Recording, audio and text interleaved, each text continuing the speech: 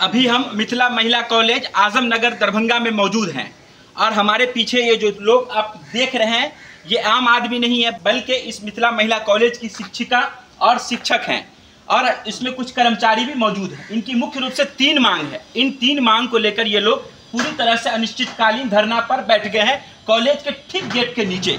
तो हम वैसे छात्र को बताना चाहते हैं कि अगर आपका मिथिला महिला कॉलेज के अंदर किसी तरह का कोई काम है तो आप प्लीज़ इनके धरना के बारे में इंफॉर्मेशन लेने के बाद ही कॉलेज आइए और अपना काम कराने की कोशिश कीजिए। या आपको एडमिशन लेना हो या मार्कशीट की कोई समस्या हो या किसी भी प्रकार के कॉलेज में किसी भी प्रकार का कोई काम हो तो आपके इनके अनशन के बारे में जानकारी ले लीजिएगा, तभी आप कॉलेज आइएगा और अपना काम कराइएगा। लेकिन इन शिक्षकों का, इन कर्मचारियों का क्या कुछ मांग है हम आपको विस्तार से दिखाते हैं और बताते हैं। आइए हमारे साथ बने रहिए। इनके पोस्टर पे क्या कुछ मांग लिखा हुआ है हम वो बताने की कोशिश करते हैं और दिखाने की कोशिश करते हैं। देखिए इनकी सिर्फ 3 मांग है कॉलेज से, कॉलेज के प्रधानाचार्य से, विश्वविद्यालय से और कुलपति महोदय से सिर्फ 3 मांग।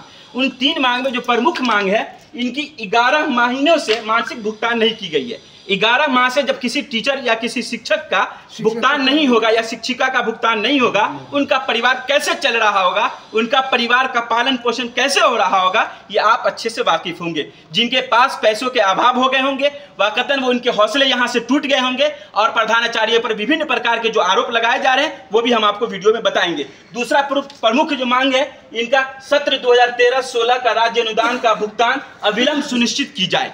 ये 2 मांग तो मुख्य रूप से लगातार कई आंदोलनों में चल रहा है। लेकिन तीसरा जो आरोप है इस विश्वविद्यालय के प्रधानाचार्य पे, ये बहुत गंभीर आरोप है और इस गंभीर आरोप को हम बताने की कोशिश करते हैं कि देखिए प्रभारी प्रधानाचार्य पर विश्वविद्यालय द्वारा जांच कमेटी का रिपोर्ट, ये लोगों का मांगना है कि सार्वजनिक रूप से उनके कार्यकाल का निगरानी जांच करवाई जाए और सार्वजनिक की जाए। हम आपको खबर मिथिला महिला कॉलेज आजमनगर दरभंगा से दिखा रहे थे और ये शिक्षक और शिक्षिका जो बैठे हुए हैं अनिश्चितकालीन पर, अगर आप में से किसी भी छात्र को यह वीडियो मिल रहा हो जो मिथिला महिला कॉलेज से हैं, उन तमाम के लिए ये खबर है कि आप जब तक जानकारी न लें और इस आंदोलन के बारे में विशेष रूप से जब आपको जानकारी न मिल जाए तब तक आप कॉलेज नहीं आएँ और इनका साथ दें वैसे छात्र, क्योंकि शिक्षक की जब तक मासिक भुगतान नहीं होगी उनका परिवार चलना मुश्किल हो जाएगा और जब उनका परिवार नहीं चलेगा तो आप भी किसी परिवार से आती हैं तो आप उन परिवार के बारे में बेहतर जानते हैं। वीडियो में बने इसके लिए आपका विशेष रूप से बहुत बहुत धन्यवाद। जय हिंद, जय बिहार।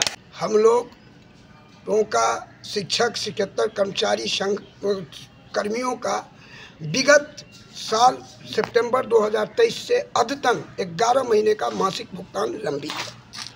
साथ ही हमारा राज्य अनुदान जो सरकार के द्वारा मिलती है वो अप्रैल 2023 से विश्वविद्यालय के खाते में पड़ा है। मैं सदस्य शासी निकाय शिक्षक प्रतिनिधि नाते के हूँ। हमारे प्रभारी प्रधानाचार्य बैठक बुलाने में आनाकानी करते हैं।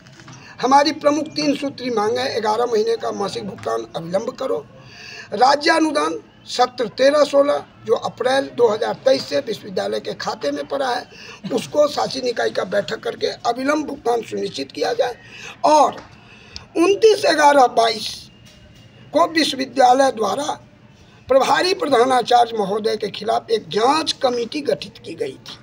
उस जांच कमेटी का रिपोर्ट सार्वजनिक हो और उनके कार्यकाल की निगरानी जांच कराई जाए। हमारा यही 3 प्रमुख मांग है। ये प्रभारी प्रधानाचार्य महोदय का कोई ऐसा है जो विश्वविद्यालय में इनके लिए काम करता है और आज तक उन पर गठित जांच कमेटी का रिपोर्ट हुआ ही नहीं।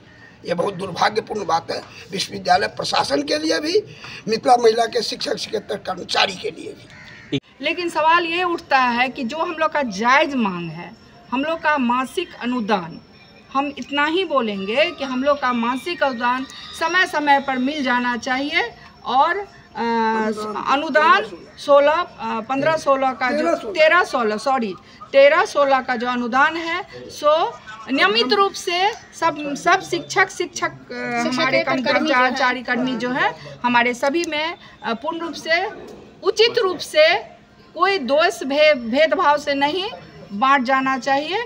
और हम लोग भी यहाँ पे आते हैं अपने पूरी मेहनत से बच्चों को पढ़ाते हैं, हर काम हम लोग अपने समय से करते हैं और एक एक टीचर्स हर क्लास लेती है और हम लोग परेशान में आते हैं, लेकिन मिलने के लिए हम लोग को कुछ नहीं मिलता है। हम लोग मजबूर होके कॉलेज में तालाबंदी करवा रहे हैं। कृपया इस पर आप लोग ध्यान दें और हम लोग की मांग पूरी करवाएं। क्या नाम हुआ आपका? डॉक्टर मंजू कुमारी, गृह विज्ञान, HOD। हम लोग यहाँ पर इसलिए बैठे हैं कि हमारे प्रभारी प्रधानाचार्य हिटलर से भी बढ़ के इन्होंने शासन करते हैं। हिटलर तो थोड़ा कुछ फूल करके भी कुछ अपना मायावी जो रूप था वो थोड़ा काम किया, लेकिन उससे भी बढ़ के ये हमारे प्रधानाचार्य जितने भी हमारे शिक्षक हैं, शिक्षक कर्मचारीगण हैं, उनको लगभग 11 महीना से मासिक भुगतान नहीं कर रहे हैं। राज्य अनुदान 13-16 का है, इनके लिखने पर वहाँ से आएगी, हमारी यूनिवर्सिटी से इन्होंने नहीं काम कर रहे हैं। और आपको प्रधाना जो चार्ज है इनके ऊपर जो जांच कमेटी पहले थी उनको ये मिली भगत से ये बंद किए हुए हैं ताकि इनके ऊपर निगरानी का जांच हो। यही हमारा 3 मांग है। अगर मासिक भुगतान करते हैं और हमारे जो मांग है 13-16 का, ये लोग अगर मांग कर देते हैं तो हम तो हड़ताल तोड़ देंगे। इसी के लिए हम लोग बैठे हुए हैं। क्या नाम है? मेरा नाम डॉक्टर सुरेश राम, राजनीतिक विभाग। मार्च में होली से पहले हम लोग अपने प्रधानाचार्य महोदय को बोले कि होली का समय है और जो ही कुछ मिलना है दीजिए स्टाफ के लिए। पर्व के मौका पर में ये अच्छा है कि उनको ये मिलेगा होली मनाने का। उन्होंने अपनी सहमति देकर हम लोगों को जिम्मा दिया कि आप इसमें हम सहयोग कीजिए। सहयोग में हम लोगों को अटेंडेंस वगैरह का ये करना पड़ता है। 5 तारीख को वो बोले, 11 तारीख को सारा हम लोग जो स्टाफ थे काफ़ी सक्रिय होकर के पूरा स्टाफ बना करके उनके पास भी सुपुर्द कर दिए उनके कहने के हिसाब से। 11 तारीख को दे दिए। उस 11 तारीख के बाद तो हम लोगों को लग रहा था जो कि अब होली से पहले ये इसका भुगतान करवाएंगे, लेकिन 22 तारीख या 23 तारीख को वो प्रभार दे करके किसी दूसरे टीचर को और स्टूडेंट छुट्टी में चले गए और बोले जो यूनिवर्सिटी में हम जो हमको करना था सो करके दे दिए हैं, आप लोग का भुगतान हो जाए। अपने दरभंगा से बाहर भी चले गए, रहे नहीं। हम लोग को ये लगा कि जो काम हम 11 तारीख को करके दे दिए थे उनके कहने के हिसाब से, उस काम को 22 तारीख को यूनिवर्सिटी जिस दिन होली के लिए बंद हो रहा था 23 तारीख को, उस दिन वो किसी दूसरे स्टाफ के मार्फत दे करके गए, दरभंगा से बाहर चले।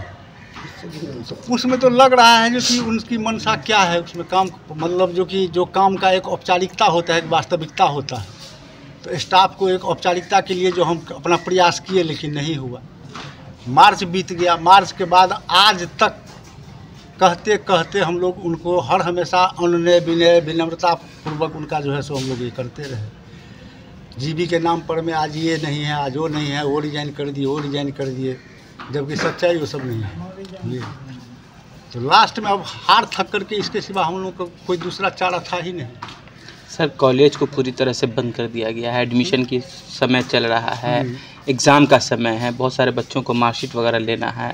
तो ऐसे बच्चे जिनको भी एडमिशन कहीं कराना है तो जो परेशान हो रहे हैं, तो ये बात प्रधानाचार्य तक पहुंची होगी कि आप लोग अनिश्चितकालीन पर बैठ गए हैं, तो फिर इसके जिम्मेदार ये बच्चे परेशान रहेंगे।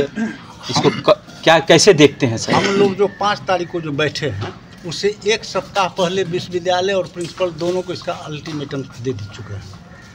जो 7 दिन का आपको समय देते हैं, 7 दिन में जो हमारी समस्या है इस पर में आप गौर कीजिए। वो समस्या कोई ऐसा नहीं है जो 2 दिन में या 1 दिन में नहीं उस पर में किया जा सकता है। वो तो रूटीन वर्क है, इसके लिए किसी कोई समस्या है ही नहीं। लेकिन वास्तविक जो आप कह रहे हैं उस समस्या के तरफ वो नज़रअंदाज किया, हम लोग नहीं किया। ये बात अगर वो सोचे रहते कि एडमिशन का समय है, मार्कशीट लेने वाले को कठिनाई होगी, एडमिशन लेने वाले को कठिनाई होगी, तो 7 दिन का उनका समय था उनके पास में, वो 2 दिन में इसका समाधान निकाल सकते थे।